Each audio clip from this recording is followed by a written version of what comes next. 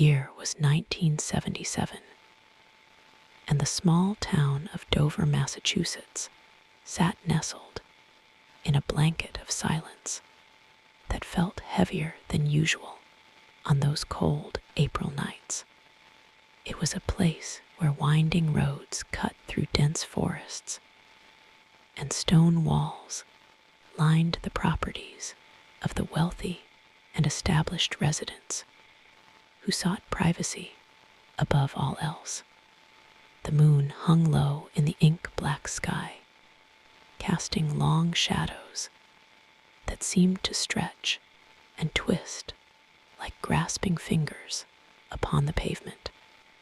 Locals believed their town was safe and insulated from the chaos of the outside world, but something ancient and unseen was watching from the tree line. This was not a night for pleasant drives or casual strolls, because the darkness held a secret that was about to scream into the collective consciousness of the community. The wind whispered through the budding branches of the trees, carrying with it a scent of damp earth and something foul that no one could quite identify. Dover was known for its quiet isolation, a sanctuary for those who wanted to escape the bustle of nearby Boston and live in peace among the rolling hills and woodlands.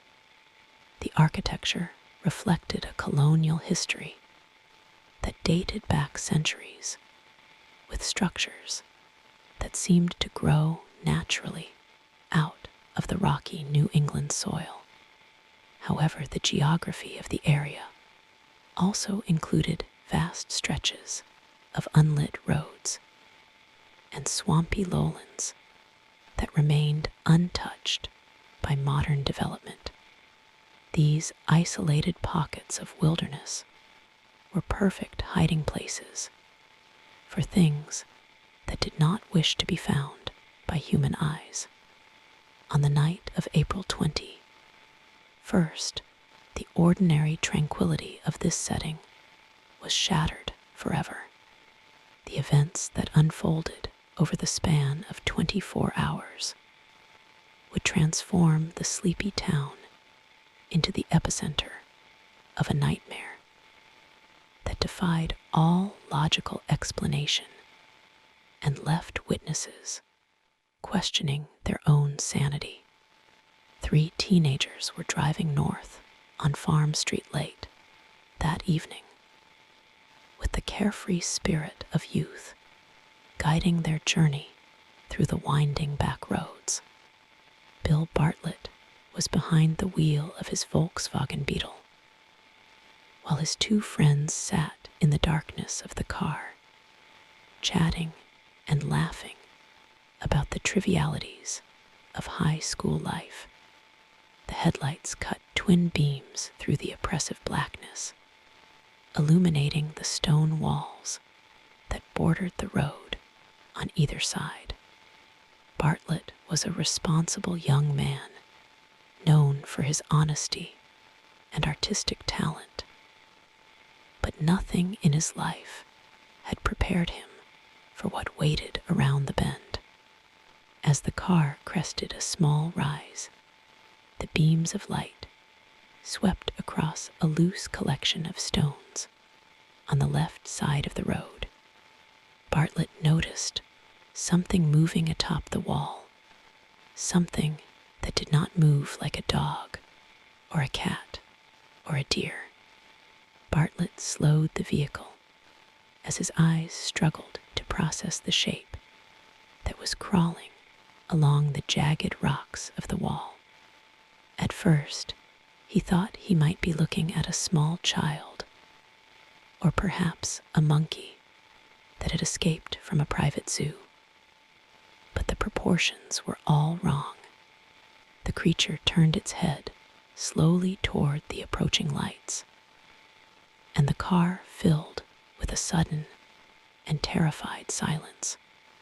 2 large round eyes glowed glare of the headlights, shining like orange marbles, devoid of any pupils or eyelids. The head was enormous compared to the rest of the body, shaped like a watermelon or an inverted teardrop, balancing precariously on a thin and fragile neck. It was a sight that triggered a primal alarm in the deepest part of the human brain, screaming that this entity was not of this world. The creature stood roughly 4 feet tall, with long, spindly limbs that looked like dry twigs, wrapped in rough, peach-colored skin that resembled wet sandpaper. Its fingers were long and slender, curling around the stones of the wall, with a grip that suggested surprising strength, despite its emaciated appearance. There was no nose, and no mouth visible on the smooth expanse of its face, only those massive glowing eyes that seemed to peer directly into the souls of the teenagers. Bartlett felt a cold sweat break out across his forehead as the reality of the situation crashed down upon him. This was not a known animal, and it was certainly not a human being playing a prank in the middle of the night. The entity radiated a palpable sense of otherness, a vibration of wrongness that made the air in the car feel thick and suffocating. Panic seized the interior of the Volkswagen as the creature continued to stare blankly at them without showing any sign of fear or aggression. Bartlett slammed his foot on the accelerator, causing the engine to roar and the tires to spin momentarily on the asphalt before gripping the road. The car shot forward, leaving the stone wall and its grotesque occupant behind in the darkness. But the image was burned into the driver's mind forever. His friends asked him frantically what he had seen, but Bartlett was too shaken to articulate the horror of the encounter immediately. He drove with white knuckles, gripping the steering wheel, terrified that the thing might be chasing them, or that another one might appear from the dense woods that lined the road. They needed to get to safety, and they needed to find someone who would believe what had just happened. When they finally arrived at the home of a friend, Bartlett was visibly trembling and pale as he stumbled out of the car and into the safety of the house. He demanded paper and a pen, immediately desperate to document what he had seen before the shock caused the details to fade or distort. With shaking hands, he began to sketch the creature on the page, drawing the oversized head and the glowing eyes with remarkable accuracy. He wrote notes in the margins describing the texture of the skin and the strange lack of facial features that made the entity so disturbing. The drawing he produced that night would become the most iconic piece of evidence in the case of the Dover demon. It was a raw and terrifying depiction of a biological impossibility that defied the laws of nature known to science. Word of the encounter began to spread quietly among their circle of friends, but many dismissed it as a tall tale or a hallucination born of fatigue. However, the sincerity in the voice of Bill Bartlett and the sheer terror in his eyes made it difficult for anyone to laugh it off completely. He was not known as a prankster or a storyteller, which added a layer of credibility to his impossible claim. He insisted that the creature was real and that it was still out there in the dark woods of Dover, waiting for its next opportunity to be seen. Bartlett returned to the scene later that night with a friend, hoping to find evidence. But the creature was gone, leaving no trace on the stone wall. The night remained silent and empty, but the feeling of being watched persisted. Only a few hours later, and a few miles away, another teenager named John Baxter was walking home alone after dropping off his girlfriend at her house. The time was roughly midnight, and the location was Miller Hill Road, a stretch of pavement that was just as isolated and dark as Farm Street. Baxter was a pragmatist and a skeptic by nature, not one to believe in ghosts or monsters without proof. He walked with a steady pace, enjoying the cool night air, until he noticed a figure approaching him on the road ahead. The silhouette was small and slight, and Baxter assumed it was a local boy named M.G. Bouchard, who lived in the neighborhood. He called out a greeting, expecting a friendly response, but the figure did not answer and continued to move toward him with a strange, shuffling gait. As the distance between them closed, the figure suddenly veered off the road and descended into a shallow gully filled with dry leaves and running water. Baxter felt a surge of confusion mixed with concerned, thinking that the boy might be hurt or lost in the darkness. He followed the figure to the edge of the gully and peered down into the shadows, trying to locate the person he thought he knew. He called out again, asking who was there, but the only sound was the rustling of leaves and the distant hoot of an owl. Baxter stepped closer to a large tree that grew on the bank of the stream, straining his eyes against the gloom. That was when he saw it, standing on the opposite bank, wrapped around the trunk of a tree like a primate. The creature was facing him now, and Baxter realized with a jolt of adrenaline that this was definitely not M.G. Bouchard or any other human being. The entity had the same large head and glowing eyes that Bartlett had described, although Baxter described the eyes as shining with a greenish tint rather than orange. Its body was hairless and pale, shining faintly in the moonlight as it clung to the rough bark of the tree with its long fingers and toes. The feet were described as being molded to the shape of the rock it stood upon, suggesting a flexibility that was unnatural.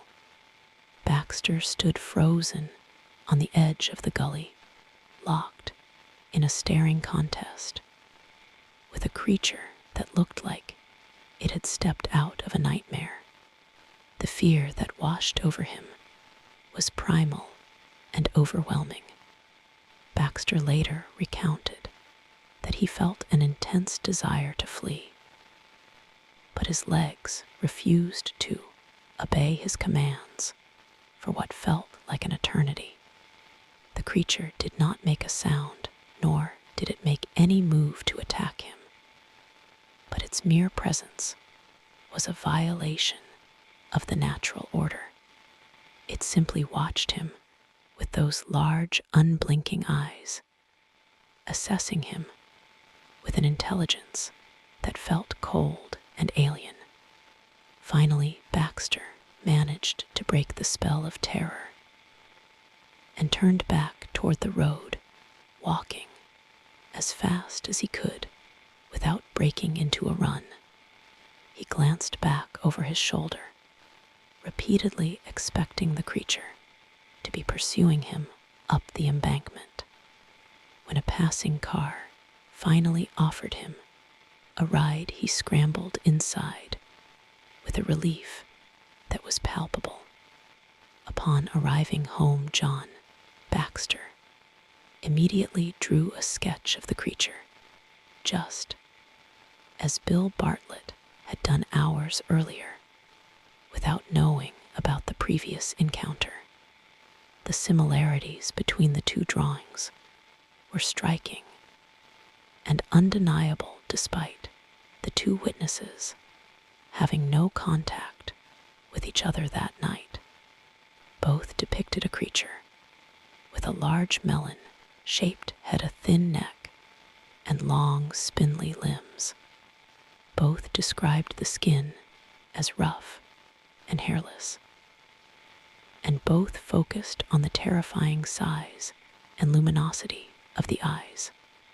The fact that two independent witnesses saw the same impossible creature in different locations within hours of each other added a significant weight to the story. The town of Dover was no longer just a quiet suburb. It was now the hunting ground of an unknown entity.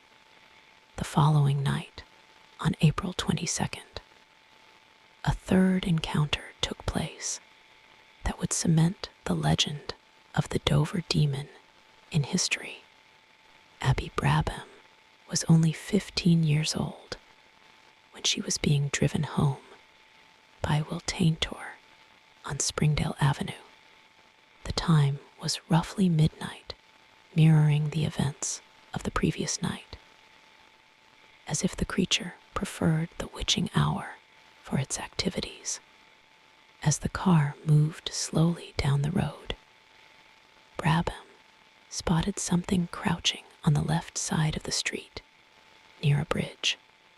She pointed it out to Taintor, asking him if he saw the strange animal that looked like a monkey or a deformed dog.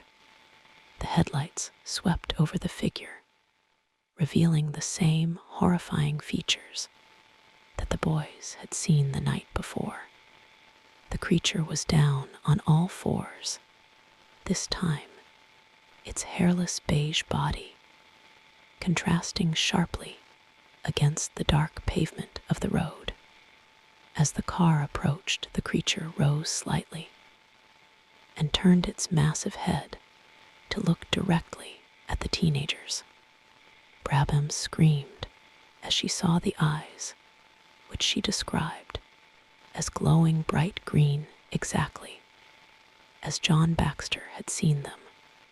Taintor, who had heard rumors of the sightings from the previous night, but had not fully believed them, was now faced with the undeniable reality of the monster.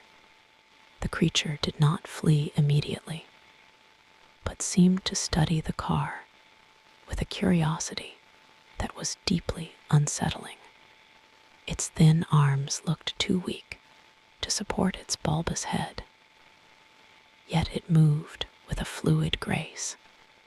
Brabham was terrified and urged Taintor to drive away as fast as possible, fearing that the creature might lunge at the vehicle. The car sped past the entity, leaving it crouching in the darkness of Springdale Avenue, a silent sentinel of the unknown. Unlike the first two witnesses, Brabham and Taintor did not stop to investigate or try to get a better look.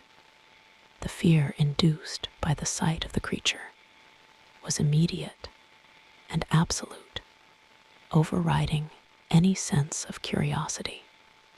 When they arrived at their destination, Brabham was hysterical, describing the creature in detail to anyone who would listen.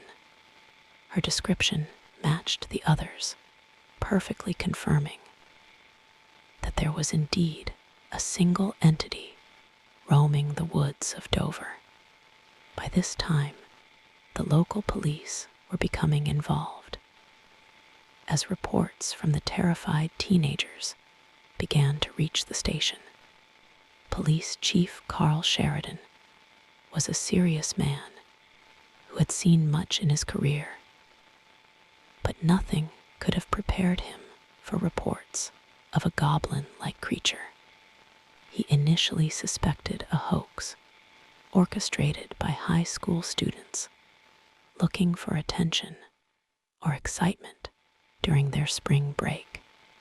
However, as he interviewed the witnesses separately, he began to see a consistency in their stories that was difficult to dismiss. They were genuinely terrified, and their descriptions were remarkably uniform, despite the fact that they had not coordinated their stories.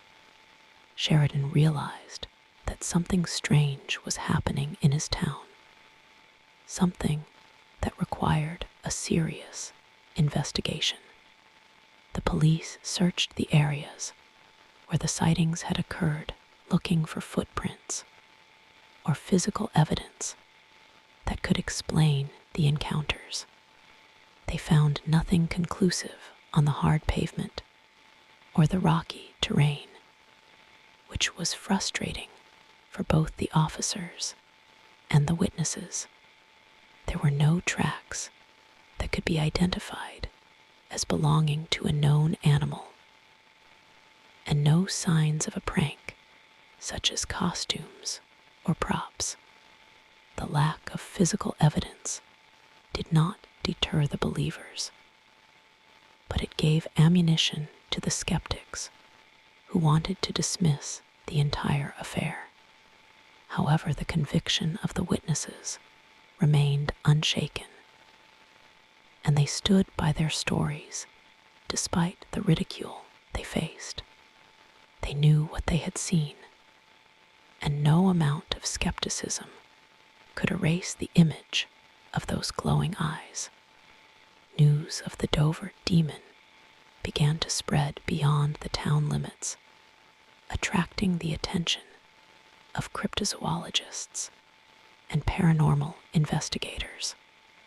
Lauren Coleman, a prominent researcher in the field of unexplained creatures, coined the name Dover Demon and launched a thorough investigation.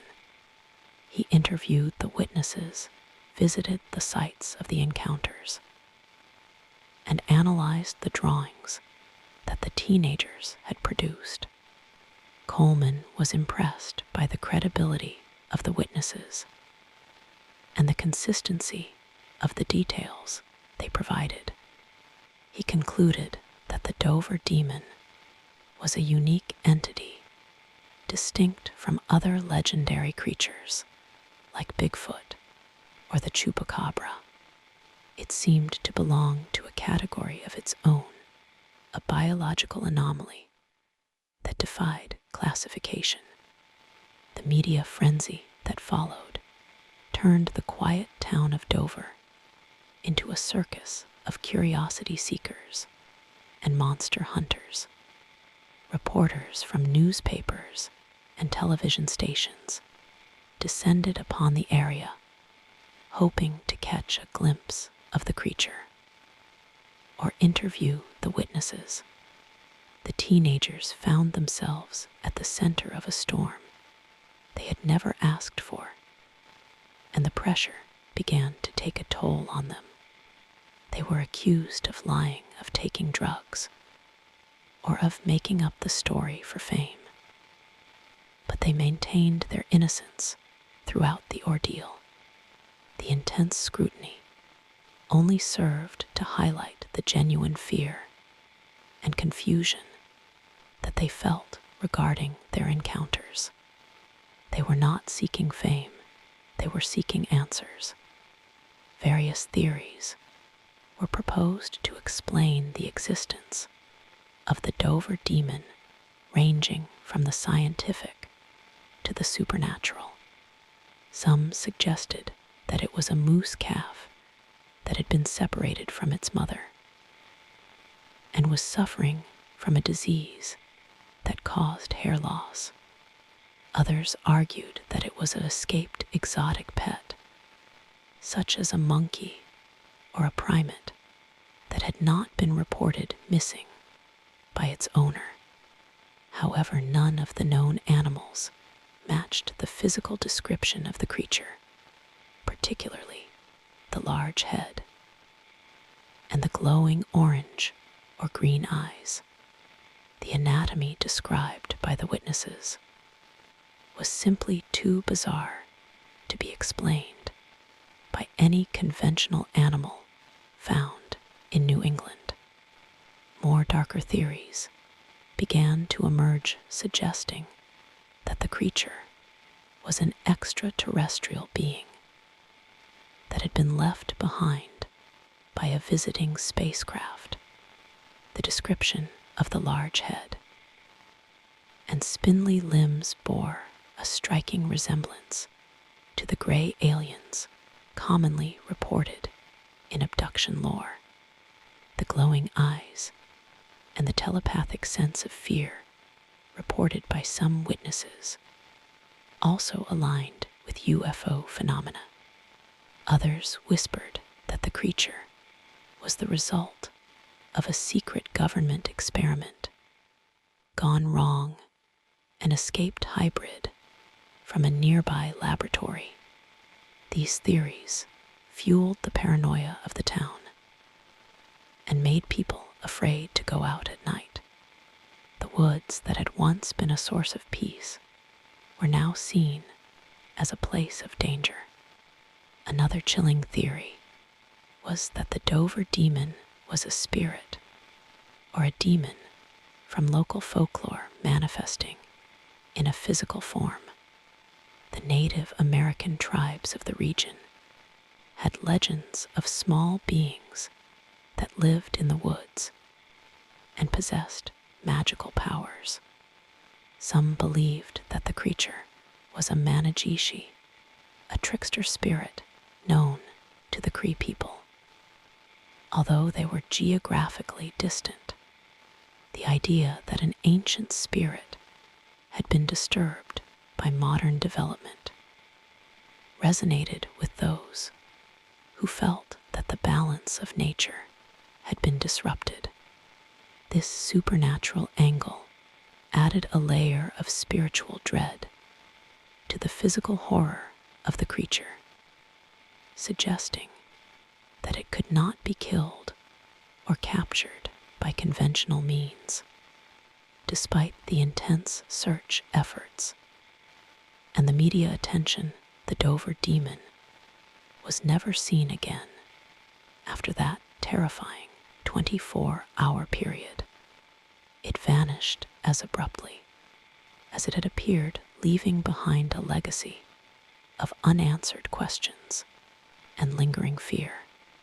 The police eventually closed the case, listing it as unexplained, and the crowds of monster hunters slowly dwindled away. Life in Dover returned to a semblance of normalcy, but the town was forever changed by the events of April 1977. The residents could no longer look at the woods with the same sense of security, knowing that something impossible had walked among them. The witnesses moved on with their lives, but the shadow of the Dover demon followed them for years to come. Bill Bartlett, John Baxter, and Abby Brabham were forever linked by their shared trauma and the ridicule they endured. They rarely spoke about the encounters publicly in their later years, preferring to leave the past behind them. However, the drawings they made and the interviews they gave remained as a testament to their experience. Skeptics continued to try and debunk their stories, but they could never fully explain away the sincerity and the consistency of the reports. The Dover demon had become a modern legend, a mystery that refused to be solved. In the years since the sightings, the legend of the Dover demon has grown, becoming a staple of American folklore and cryptozoology. Documentaries have been filmed, books have been written, and internet forums continue to debate the true nature of the creature. It has inspired horror movies and television shows, cementing its place in the pop culture consciousness. Yet for the people of Dover, it is not just a story for entertainment. It is a part of their local history. It is a reminder that there are things in this world that we do not understand, and that the line between reality and the supernatural is thinner than we think. Some researchers have drawn parallels between the Dover demon and other strange entities reported around the world, suggesting a global phenomenon. Descriptions of similar creatures have appeared in diverse cultures, often associated with UFO sightings or paranormal activity. This has led to the hypothesis that the Dover demon was an interdimensional traveler, a being that slipped through a crack in the fabric of reality for a brief time. If this is true, it implies that our world is far more porous than we realize, and that other entities could appear at any moment.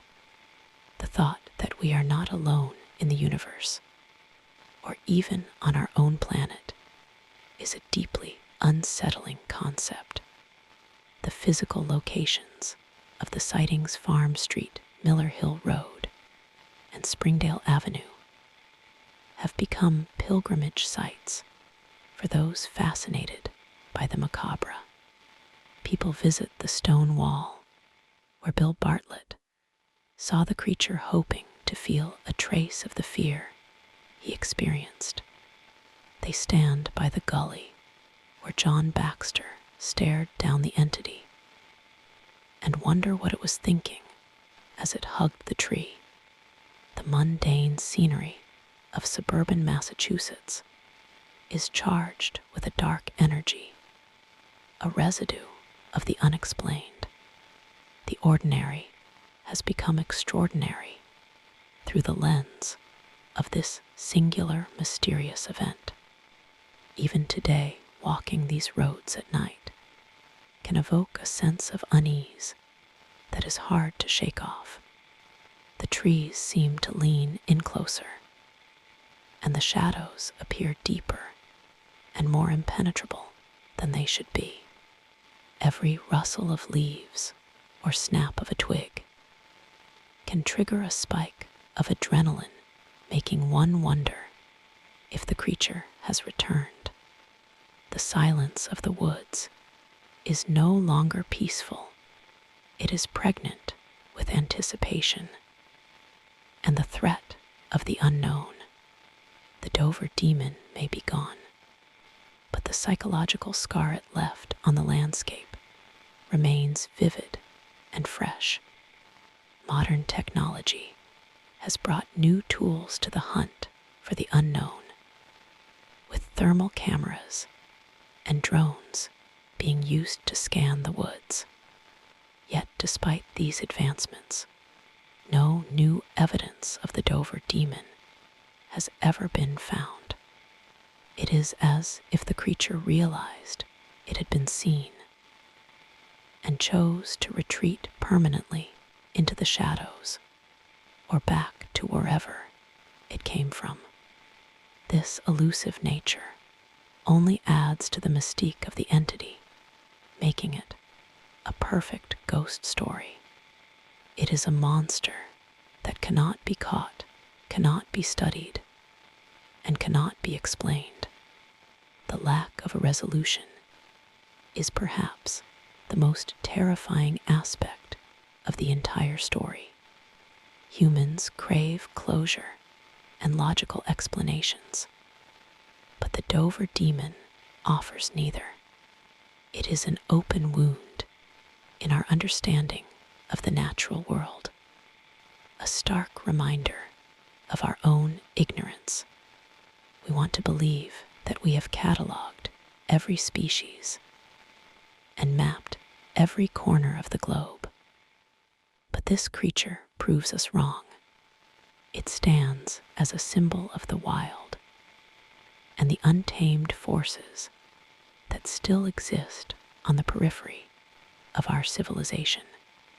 Parents in Dover still warn their children not to stray too far into the woods after dark, using the legend as a cautionary tale. The story has been passed down through generations, evolving and changing, but keeping the core elements of the horror intact. It serves as a grim reminder that safety is an illusion, and that danger can manifest in the most unexpected forms. The orange, glowing eyes of the demon have become a boogeyman for the town, watching from the darkness of the imagination. As we look back on the events of 1977, we are left with a chilling realization that the truth may never be known. Was it a biological anomaly, an alien visitor, or a mass hallucination shared by 3 unconnected teenagers? The evidence points to something physical, something that was there and then was not. The drawings remain the most haunting proof, capturing the alien features of a being that should not exist. They stare out from the pages of history, challenging us to believe the impossible. The Dover demon represents the ultimate fear of the unknown, the horror of facing something that defies all categorization. It is a creature that exists in the gray area between science and superstition, challenging our perception of reality. For the witnesses, it was a moment of pure terror that shattered their worldview and left them with emotional scars. For the rest of us, it is a story that makes us check the locks on our doors and peer a little longer into the darkness outside our windows. In the end, the woods of Dover keep their secrets, well guarding the truth of those 2 nights in April. The stone walls still stand as silent witnesses to the encounter, moss-covered and ancient. The roads still wind through the dark forests, leading travelers into the heart of the mystery. And somewhere out there, in the vast, unexplained universe, the Dover demon may still be watching, waiting for the right moment to step back into the light. The dread lingers not because the creature is there, but because we know now that it